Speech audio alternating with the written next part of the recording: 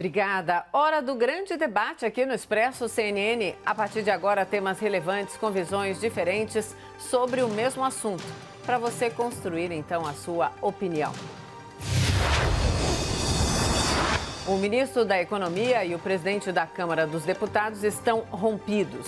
O ministro e sua equipe só falam com a Câmara pelo líder do governo, Ricardo Barros. Maia disse em entrevista aqui no Expresso CNN ontem que conversa com o governo pelos ministros do Palácio, como Jorge Oliveira e Luiz Eduardo Ramos.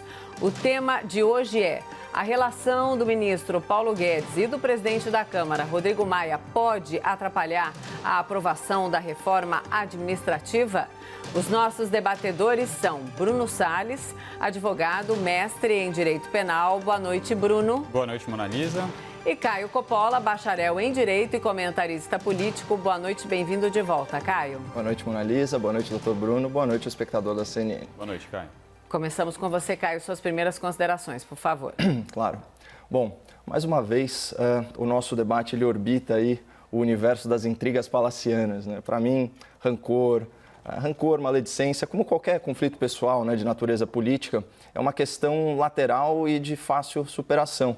Até porque, né, parafraseando Talleyrand, os políticos têm amigos. Os políticos não têm amigos, perdão, os políticos têm interesses. Isso explica, né, a aliança entre os presidentes petistas e Fernando Collor nas Alagoas. Explica também o apoio do Paulo Maluf a Fernando Haddad aqui em São Paulo.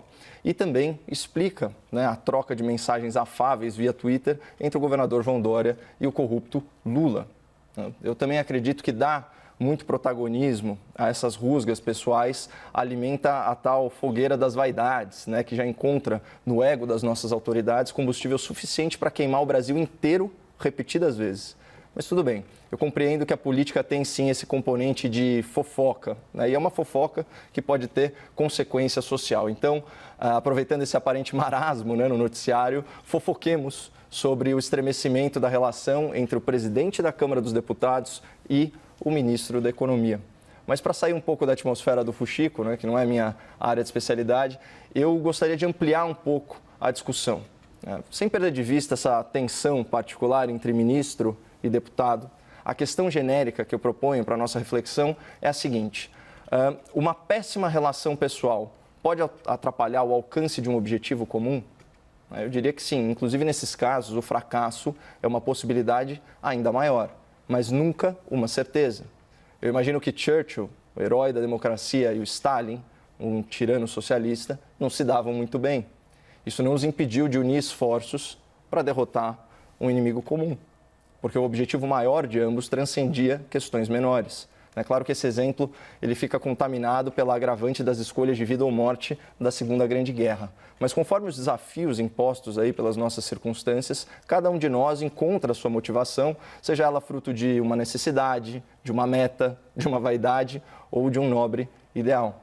E é com base nessa combinação de fatores que nós atuamos no mundo. Claro, seria muito mais fácil se nós sempre encontrássemos um ambiente acolhedor sob medida para nós, né, com pessoas leais e amistosas. Mas isso é um bônus, não é um direito adquirido. Por isso que eu não preciso ser o melhor amigo do Dr. Bruno ou frequentar a casa da Mona Lisa para oferecer para o espectador da CNN uma argumentação de qualidade, contribuir para um bom programa. Eu não preciso nem concordar com a linha editorial da emissora. Porque o meu compromisso profissional é que eu vou além. O meu interesse existencial de estar aqui falando com vocês supera qualquer dificuldade de relacionamento que, eventualmente, eu tenha com os meus colegas. Agora, isso é um exemplo pessoal, inclusive hipotético. Mas a gente pode extrapolar para várias situações do dia a dia. Detestar o seu professor não te impede de alcançar o objetivo de passar de ano, que, diga-se de passagem, é um objetivo comum entre mestre e aluno. Detestar o seu chefe não te impede de continuar gerando valor para a empresa na qual você trabalha. O objetivo comum de todas as equipes que atuam no setor privado. Detestar seu colega de time não vai fazer você desistir de ganhar o campeonato. Assim como detestar o governo e os seus políticos não é desculpa para não seguir as suas leis, porque a manutenção da ordem também é um objetivo comum.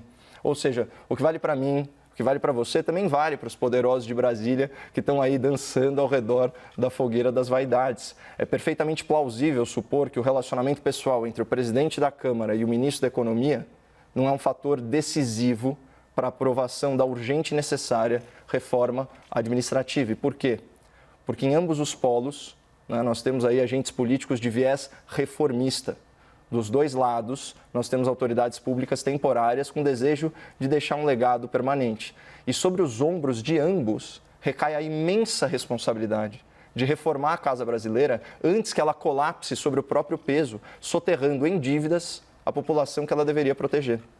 Portanto, motivação e circunstância e inteligência, né, não faltam aos senhores Rodrigo Maia e Paulo Guedes para que eles avancem a agenda do novo serviço público, apesar aí do seu desalinhamento afetivo. E eu deixo aqui um apelo. Como cidadão brasileiro, né, nada interessado nos sentimentos particulares das autoridades, mas muito preocupado, né, com o futuro do país e com a imagem, né, que os senhores passam ao tornarem públicas essas desavenças. Detestem-se, mas cordialmente. Vamos então às suas primeiras considerações, Bruno, por favor. Obrigado, Mona Lisa. Caio, bem-vindo de volta. Valeu, inspiradíssimo. Vamos ter muitas convergências hoje. Minhas amigas, meus amigos telespectadores, boa noite. Eu inicio a minha fala com uma célebre frase já dita aqui várias vezes. A política é a arte do possível. É uma frase que guarda em si um conteúdo muito rico. Em primeiro lugar, a frase tem riqueza na parte menos notada, a que diz que a política é uma arte. E eu adiciono que é uma das mais importantes e uma das mais nobres artes. A política é a arte de estabelecer como nos colocaremos no mundo, de projetar nossos objetivos, de empenhar nossos esforços, de implantar as nossas visões. E aqui já ficam claros os complicadores que vão nos levar à segunda parte do pensamento expresso nessa frase inicial. Existem inúmeros objetivos, existem inúmeros planos, existem inúmeras visões de mundo. Muitas delas, inclusive, são absolutamente antagônicas entre si. São como números com sinal trocado, mas ainda assim, dentro de uma democracia, devem conviver harmonicamente. É por isso que a política nunca será uma arte perfeita. Nem sempre se conseguirá transpor com perfeição o projeto em realidade. E nunca, em hipótese alguma, se conseguirá atender na sua completude os interesses de todos. Por isso, a política é a arte do possível. Quem não conseguir entender essa premissa básica, jamais vai conseguir sobreviver na política e, eu digo mais, provavelmente terá dificuldade para sobreviver em sociedade. Porque, acima de tudo, o homem público que aceita o fundamental ofício de participar da política jamais poderá faltar a tolerância, a complacência, a maleabilidade, a temperança. É claro que isso não significa trair os seus princípios ideais, isso não significa abrir mão da essência do seu pensamento. Isso apenas significa que jamais se pode perder de vista que os nossos ideais, interesses, visões e princípios terão que conviver com outros distintos. Dentro, é claro, da reserva do possível, do paradoxo da tolerância, que está bem balizado nas nossas leis e na nossa Constituição. Nós não podemos tolerar o racismo, não podemos tolerar o totalitarismo, não podemos tolerar a discriminação, o preconceito, os ataques ao Estado de Direito. Quanto ao resto, a gente pode e deve viver com pensamentos dissonantes. Na administração pública, principalmente no poder executivo, a gente vê diariamente como esse exercício de articulação é importante. Os membros do Poder Executivo são encarregados da gestão pública e, como tal, vão procurar implantar os projetos políticos que refletem a sua visão de mundo. As suas apostas para o futuro da nação, em síntese, vão procurar implantar os projetos políticos para os quais foram eleitos. Mas é claro que os seus interesses não são os únicos e não são livres de quaisquer amarras de um lado ou de outro. Sempre haverá, em um desses lados, a lei já constituída, o Poder Judiciário, que impedirá que os atos de governo violem as normas legais e constitucionais. E com a lei posta, não há diálogo. As decisões judiciais devem ser cumpridas. Do outro lado, existem as leis que deverão ser criadas, as leis para o futuro, que guiarão o judiciário e vão permitir a implantação dos projetos pelo executivo. Aqui é onde se situa o poder legislativo, a instância por excelência da política. Aqui é onde todos os fundamentos de tolerância, de harmonização, de articulação, de adequação e, acima de tudo, de diálogo devem ser colocados em prática. É nessa interação entre as casas legislativas e o governo federal que os variados interesses, os variados princípios e visões de mundo são equalizados no jogo democrático. Pois todos eles refletem os interesses variados, princípios e visões de mundo da nossa própria sociedade, da nossa população, que também elegeu os seus representantes no parlamento. Talvez seja essa a incompreensão que dificulte hoje sobremaneira a implantação dos projetos econômicos do governo federal. O atual ministro da Economia, embora de sólida formação acadêmica e de longa carreira profissional, ainda estreia como um homem público. Ainda tem dificuldade de compreender que um ministério, um governo, um país não se dirige como se gere uma empresa, na qual o interesse de seus donos é o que importa e visões de mundo distintas se resolvem com a cisão da empresa, a cisão da sociedade ou a busca de um novo caminho profissional de quem não está contente. Mas na política não há essa opção. Na administração de um país não se pode cindir, não se pode romper, não se pode abandonar. Na administração do nosso Brasil, que é tão daqueles que hoje governam quanto da sua oposição, deve sempre se compor, deve-se agregar. Deve-se às vezes retroceder para avançar, deve-se ceder em parte para garantir o todo, deve-se abandonar o ideal para que possa se chegar ao possível. Porque em uma democracia, o possível para todos sempre será melhor que o perfeito só para alguns. Vamos então ao debate. Bruno e Caio, por favor.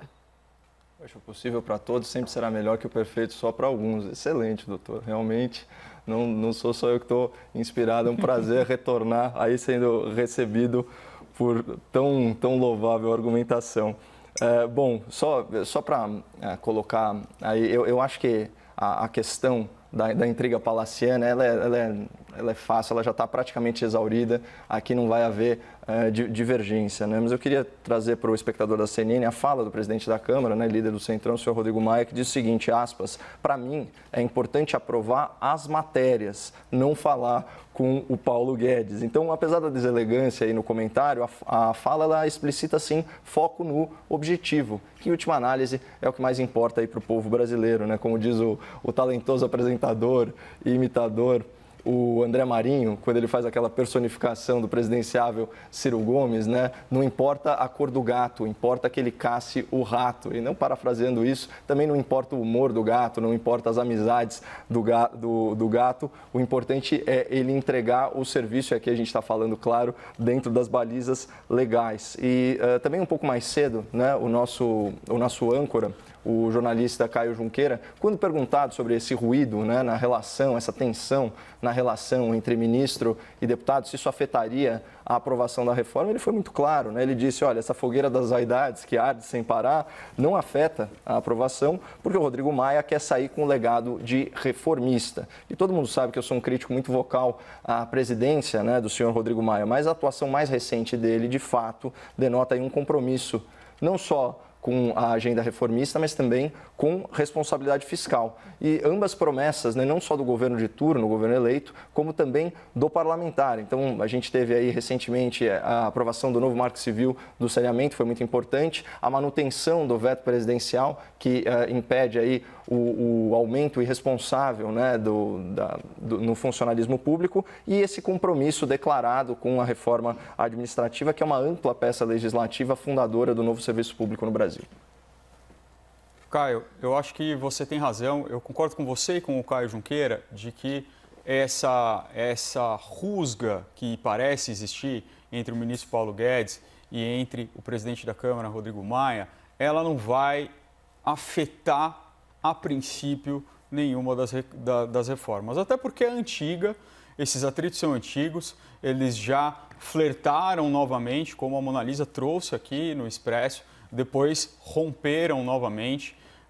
Ontem, Rodrigo Maia disse palavras duras, como você colocou aqui, reagindo em um ato do ministro Paulo Guedes de proibir pessoas do seu ministério de almoçar com o Rodrigo Maia, uma coisa que realmente fica até engraçado. Mas o fato é que por trás disso existem divergências de verdade, né? Eu acho que o mais importante dessa discrepância entre Maia e Paulo Guedes está realmente na reforma tributária. A CNN deu ontem aqui com exclusividade essa entrevista do presidente da Câmara, Rodrigo Maia, e ele deixou bem claro que ele era completamente contra, que ele não iria aceitar essa nova tributação, essa nova CPMF ou microimposto de transações eletrônicas, ou chame-se como quiser, a gente ainda realmente não conhece muito bem quais são os contornos disso. E por que isso é importante? Porque quando a gente está falando dessas reformas, agora a gente está falando de grandes reformas que estão intimamente articuladas umas nas outras. A reforma tributária, a PEC emergencial, a PEC do Pacto Federativo, a PEC dos fundos, elas vão trabalhar todas de uma maneira articulada. É uma complexa engrenagem que a gente não vai conseguir destrinchar aqui no debate, a gente precisaria pelo menos de 1 hora para falar de cada uma, mas elas trabalham juntas. E aumentar a arrecadação, isso fazendo parte de um plano do Ministério da Economia, isso pode trazer problema sim. E aí a gente já saiu de intrigas palacianas, para usar o termo do Caio, e a gente está falando aqui de divergências claras no plano econômico. Tem até uma controvérsia, né, doutor? De repente, essa rusga, claro, instigar a animosidade não é um método de gestão ortodoxo, né? Mas em se tratando de poderes distintos, que em tese deveriam servir como freios e contrapesos um do outro, você pode até argumentar que a rusga é válida e denota independência e a gente quer justamente um legislativo que controle os excessos do executivo e vice-versa, né? E a Constituição ela oferece aí os mecanismos para que os poderes atuem de forma harmônica e independente, dessa forma um fiscalizando o outro de acordo com as suas atribuições. Talvez exista aí alguma divergência não só com questões de natureza tributária, mas em relação à paternidade, né, dessas reformas. E sim, um tema sempre debatido, mas é que a gente começa a dar risada aqui, né, falando agora com o espectador, diretamente com o espectador da CNN, porque no meio do noticiário político você começa a ouvir palavras como ciúmes, rompimento, bastidores, e, enfim, cancelamento de almoço, azedou a relação, enfim, não combina com uma atmosfera republicana, reformista e, acima de tudo, madura, especialmente porque isso tira protagonismo das verdadeiras discussões, que são as reformas estruturais, como você bem colocou, e que, por essa situação de crise, né, econômica, elas estão muito ligadas. Eu destacaria, inclusive, né, o projeto da Lei Orçamentária Anual, que foi pouquíssimo discutido no debate público, perdeu protagonismo. Tem questões importantes, como, por exemplo, o aumento de 20% nas verbas do Bolsa Família, mas, né,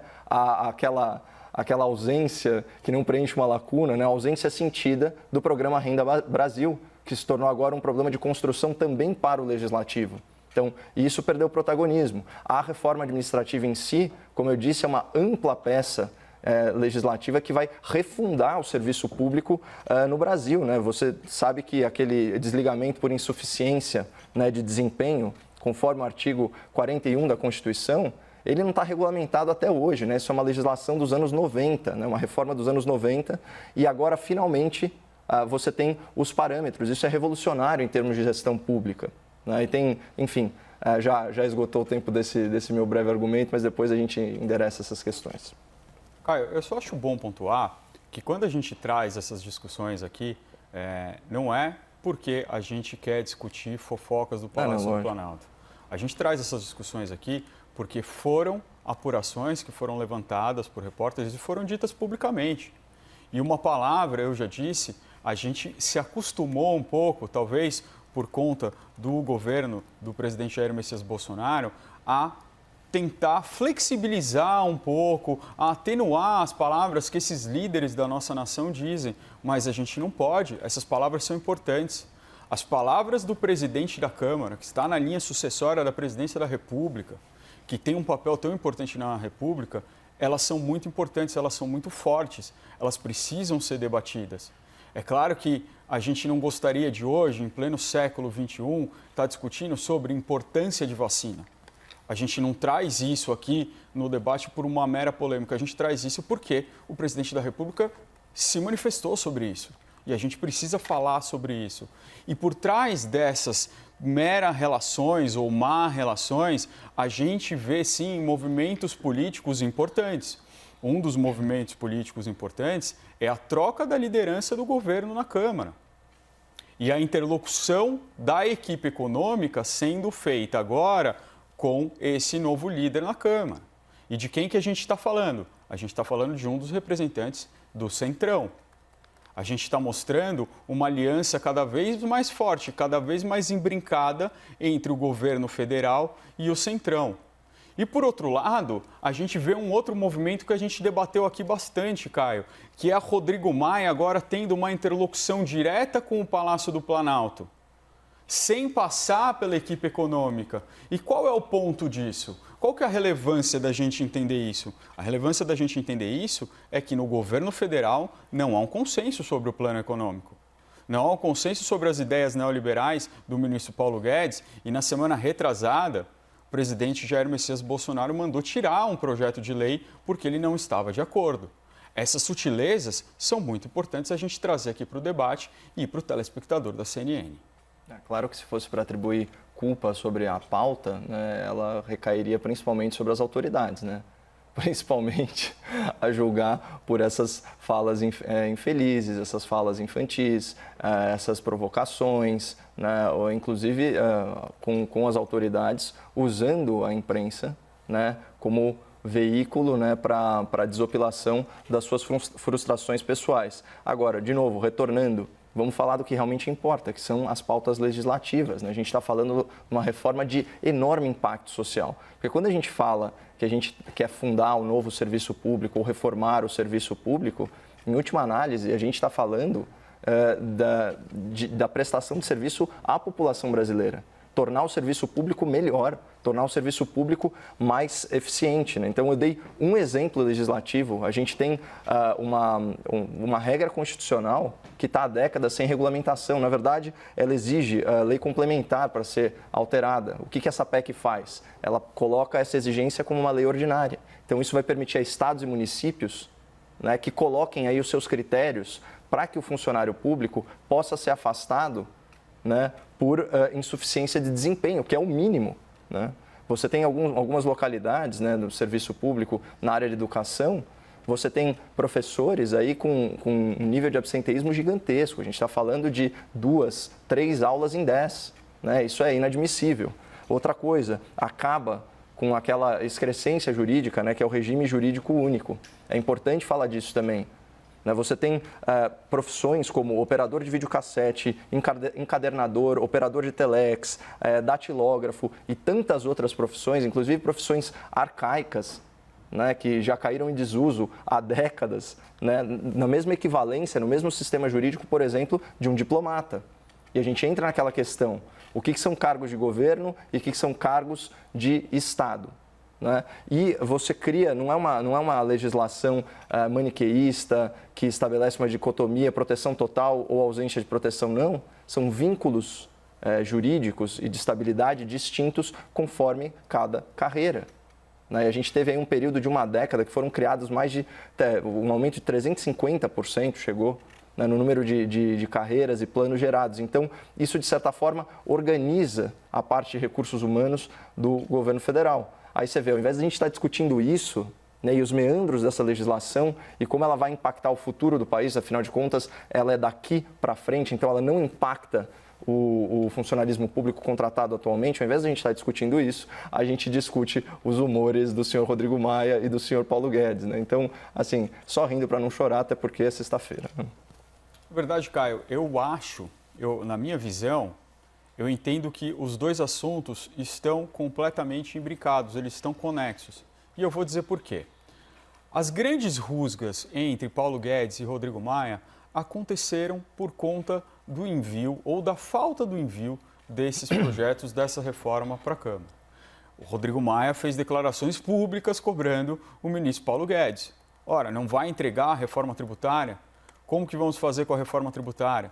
Foram várias cobranças em relação a isso, porque essa precisava ser a primeira. E quando chega o projeto da reforma tributária na Câmara, é um projeto muito tímido, é um projeto que trata de um dos pontos que era o único ponto sem qualquer divergência, que era a unificação do Imposto sobre Valor Agregado, o IVA. Os outros pontos mais importantes, como, por exemplo, a discrepância entre Estado e municípios e União, não foram abordados. Sobre a progressividade de tributos, imposto de renda, nada disso foi colocado. Rodrigo Maia, mais uma vez, fez uma admoestação pública a Paulo Guedes. Quando nós pegamos essa reforma administrativa, essa PEC que foi enviada, a gente vê mais uma vez muito disso. Ora, de fato, a gente precisa de uma regulamentação para dispensa, a gente precisa de regulamentação para você poder tirar o funcionário público por conta da sua falta de produtividade. A PEC traz isso? Não traz. Acaba sendo genérica. Quando a gente quer fazer uma reforma, não adianta a gente trazer só um pedaço disso. A gente precisa trazer o projeto todo. Embora, claro, eu sei, a tramitação é completamente diferente de uma PEC e de uma lei ordinária ou de uma lei complementar. Mas ainda assim é preciso se ver o todo, até porque nós estamos falando de uma reforma enorme que mexe com o funcionalismo e quando a gente olha a PEC emergencial é outra reforma enorme que pode esmagar o funcionalismo e a gente não pode olhar elas isoladamente. Foi aí onde começaram as divergências, foi aí onde começaram as brigas e ontem o presidente da Câmara, Rodrigo Maia, ele disse aqui, olha, a primeira PEC que a gente precisa, antes de mais nada, pode colocar o que vocês quiserem, é a emergencial, que ainda não foi apresentada. Quer dizer, já está em vias de. Vamos para os argumentos finais. Continuar com a palavra. Bruno, por favor. Bom, então, eu queria só complementar para mostrar que por trás dessas intrigas, sempre que a gente está olhando os comportamentos políticos, a gente não está fazendo isso por um mero interesse de saber se um está brigando com o outro. Não é esse o interesse jornalístico que tem isso, são os sintomas, são o que esses comportamentos ou essas animosidades podem mostrar sobre o futuro político do país. Porque a gente já viu em governos passados, quando o presidente da Câmara começou a cindir com o presidente da República, a gente viu o que aconteceu há muito pouco tempo. A gente não está num cenário nem perto disso. Nenhum dos atores são parecidos com os outros, mas sim, nós conseguimos ver sintomas que nos indicam quais serão os caminhos políticos. E a presidência da Câmara tem muito poder. Ela pauta, ela tem o poder de agenda, ela tem o poder de dizer o que vai se tramitar e em que momento. E isso é muito importante. Um alinhamento entre o governo e o parlamento sobre isso tem uma diferença fundamental nos rumos da República. Seus argumentos finais, Caio, por favor. Bom, sobre o texto, né, da reforma administrativa, eu vou pegar carona na fala inicial do Dr. Bruno. De novo, a política é a arte do possível. Você tem que fazer um texto, de certa forma, genérico, com denominadores comuns, para serem aperfeiçoados aí pelo parlamento. E como ele bem colocou, por exemplo, quando você mexe no artigo 41 da Constituição, né, e você quebra a exigência de uma lei complementar para determinar o que é insuficiência por desempenho e passa ela para a lei ordinária, e inclusive já com um projeto de lei ordinária como sugestão, a gente tem que lembrar que uma reforma, né, com esse escopo gigantesco, ela não é uma bala de prata, ela é um processo. Né? Você tem a lei constitucional, depois você tem as leis complementares, as leis ordinárias, você tem os decretos que regulamentam elas, as leis estaduais e por aí vai. Não é fácil reformar um sistema que está tão viciado. Então, assim, para o espectador que for mais interessado nesse tema, eu recomendo que leia o artigo 37 dessa PEC, uma pena que já acabou o nosso tempo, que fala sobre proibição de férias superiores a 30 dias, que restringe penduricalhos e vantagens, que restringe aquela vergonha que é a aposentadoria compulsória como modalidade de punição. Imagina, a sua punição é se aposentar para sempre, sem nenhuma sanção administrativa, nada.